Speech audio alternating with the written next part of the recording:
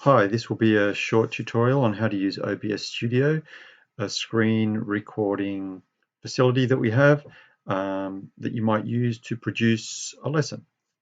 Okay, so this is from the website, the remote teaching tools, and it's a quick description on how to set up OBS Studio, setting up your hotkeys, setting up your sources, and recording a session.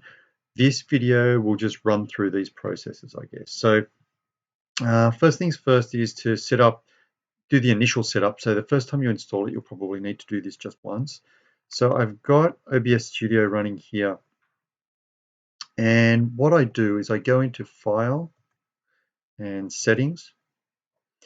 And the first thing I usually change is the output. So in the output, I change the recording format from, by default it's MKV, and I change that to MP4.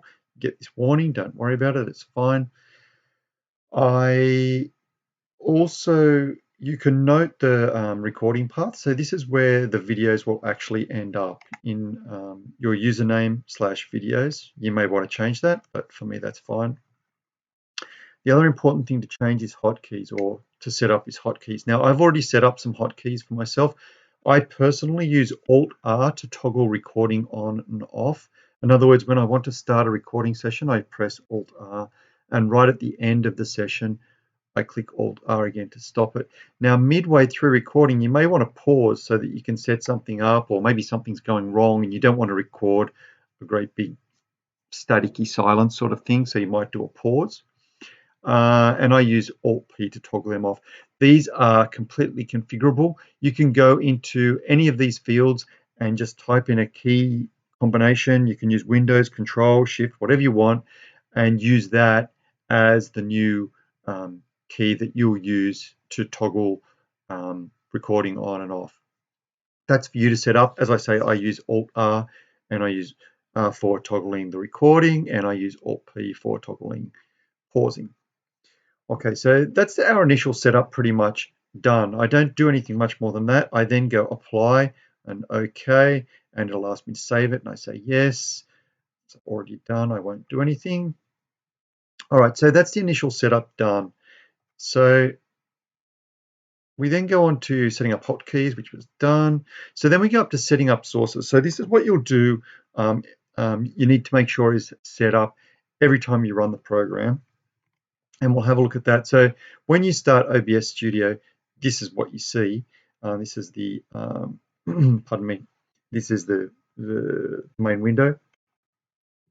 You'll see here under sources, there's nothing there. And just like it says in the instructions, you need to put a display capture there. So what you do is you just click the plus sign, display capture, go OK, and you get this sort of effect. And there it'll be there. You'll actually see a desktop within a desktop, which is a bit weird, but that's the way it is. And then you're ready to go. More or less, that's it. So you're now up to recording a session. So to record a session, you simply can click start recording. Don't start streaming, actually start recording. Or you can use your hotkey. So you could set up the screen to look exactly as you want, and then use your hotkey to start recording. It'll take a little bit of practice, but it will work. So finally, once you finish recording, that will say, if you start recording, that will say stop recording. And when you click stop recording, it will save your MP4 into your output directory. And you'll see it here. You'll see it under your videos directory. Okay, and it will be simply there. And that's it, really. You can edit that MP4 if you want. You might want to trim the ends off it. Just double click on it and then do some editing on it. And yeah, it should be ready to distribute to students.